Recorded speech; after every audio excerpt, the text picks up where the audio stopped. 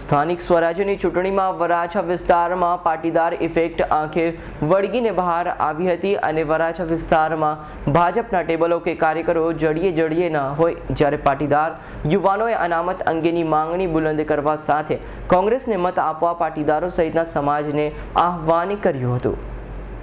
છેલ્લા 4-5 મહિનાથી રાજ્યભરમાં પાટીદાર અનામત આંદોલન વેગ પકડી રહ્યું છે, તો આ આંદોલન વચ્ચે સ્થાનિક સ્વરાજ્યની ચૂંટણીઓ આવી જતા સરકાર દ્વિધામાં મુકાઈ છે, તો સામે પાટીદારોએ પણ બુલેટનો બદલો બુલેટથી આપવાનો નિર્ણય લઈ 25 વર્ષથી ભાજપની સાથે રહી ભાજપને વિજયી બનાવનાર પાટીદારો સાથે જ અન્યાય કરાતા પાટીદારોમાં રોષ જોવા મળ્યો છે। તો આ સ્થાનિક સ્વરાજ્યની ચૂંટણીમાં પાટીદારોએ ભાજપને ઘરે બેસાડવાનો નિર્ણય લીધો છે। હું પાટીદાર સમાજનો છું ને હું રહું છું મોટા વરાછા, પણ મારું વોટિંગ છે 4 નંબરમાં અને અહીંયા આ વિસ્તારની અંદર મારા સગા સંબંધી બહુ ઝાઝા રહેશે। આ વખતે પાટીદારો કોને વોટ આપશે અને શું કારણ? આ વખતે પાટીદારો તો કોંગ્રેસને મત આપશે જ, પણ અન્ય સમાજે પણ કોંગ્રેસને મત આપવાનો છે।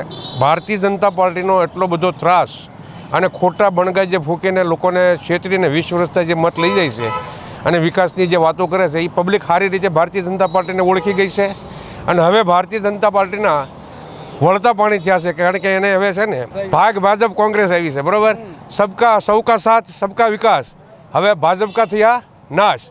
હવે આ વસ્તુ બની ગઈ છે, પબ્લિક હવે એને છોડવાની નથી। કપાસના ભાવ જ્યારે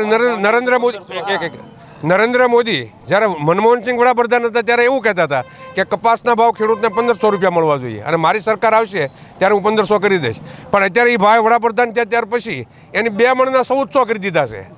2 મણના 1400 કરી દીધા, એટલે ખેડૂત વિરોધી આ સરકાર છે જ તે।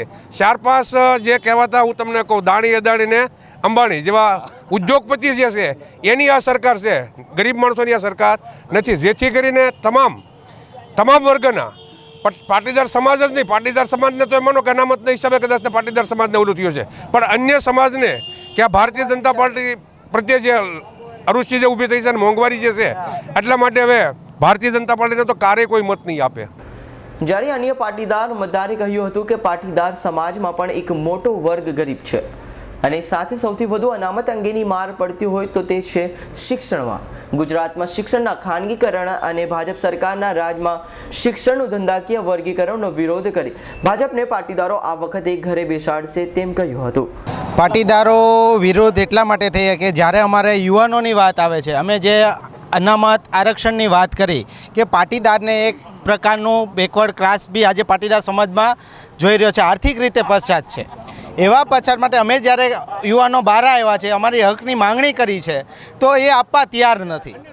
અન્ય સમાજ સાથે બી અમે રહે, તો આટલા માટે એ લોકો અમારી ઉપર જે જુલમ ગુજાર્યા છે, પોલીસ દમનગીરી કરી છે, કે અમારો અવાજ બેસાડવાની જે કોશિશ કરેલી છે, એટલે સમગ્ર પાટીદારનો યુવાન વર્ગ આજે એક સાથે બહાર આવવાનું કારણ આટલું જ છે કે પાટીદાર થકી જે ભારતીય જનતા પાર્ટી ઉદ્ભવન થઈ છે, પહેલો સાંસદ કોઈ આપેલો છે પાટીદારનો તો ભારતીય જનતાને આપેલો છે, પાટીદાર સમાજે આપેલો છે। અરે આજે જ્યારે કંઈ બી પાટીદાર સમાજને જ્યારે કઈ વસ્તુની જરૂર પડી છે અને એ હક માગવા નીકળી છે, તો એના સામે આખી દમનગીરી ચાલુ કરો છો, તમે એક અવાજને બેસાડવાની કરો છો, લોકશાહીને આખું દામવાની વાત કરો છો। એટલા માટે અમે યુવાન વર્ગ, ટોટલી પાટીદાર સમાજનો યુવાન વર્ગ આ વખતે ભાજપ ખિલાફ છીએ।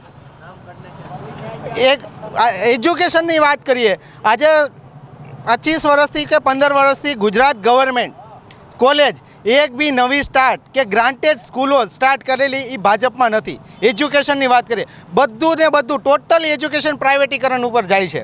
કેમ આજે આ આટલો મોટો વિસ્તાર છે, વરાછા વિસ્તાર છે, તમે એક ગવર્મેન્ટ કોલેજ, એક ગવર્મેન્ટ સ્કૂલ, ઇવન પ્રાથમિક સ્કૂલ બી છે ને અહીંયા નથી, ગ્રાન્ટેડ સ્કૂલ નથી, જે સારી કોલેજોની તો વાત જ નહીં, કોલેજો બંધાય છે, હોસ્પિટલો બંધાય છે, ઓનલી ફોર પ્રાઇવેટ, નથી કે કોઈ ગવર્મેન્ટની સ્કૂલો। તો આ શું આટલા મોટા વિસ્તાર? હા, વેરા તો અમે એટલા જ ભરીએ છીએ, નથી ભરતા તો એવું નથી ને, બધાની જોડે તો આ વિસ્તારને જ કેમ કંઈ મળતું નથી? નકરું બધું પ્રાઇવેટીકરણ જ આવે છે। જ્યારે ભણવાની વાત આવે છે તો સ્કૂલો નહીં, પ્રાઇવેટમાં એજ્યુકેશન લ્યો। તો આ જે સમાજ છે, સમાજમાં બી પાટીદાર સમાજમાં બી બેકવર્ડ ક્લાસ કે ન કે પણ આર્થિક વર્ગે પછાત હોય જ છે વિદ્યાર્થીઓ, તો એને શું કરવાનું? ભાજપ સરકાર દર વખતે ચૂંટણી પાટીદારો પર ચૂંટણી લડતી હોય છે, પરંતુ આ વખતે પાટીદારોની એક માંગણી સરકારે ન સ્વીકારી તેઓ પર પોલીસ દ્વારા દમન ગુજારાતા પાટીદારોમાં ભાજપ સરકાર સામે ભારે રોષ જોવા મળી રહ્યો છે અને પાટીદારો આ વખતે ભાજપને ઘરે બેસાડવાના મૂડમાં હોય તેવા અણસાર દેખાઈ રહ્યા છે. Bureau report S9 news, Surat.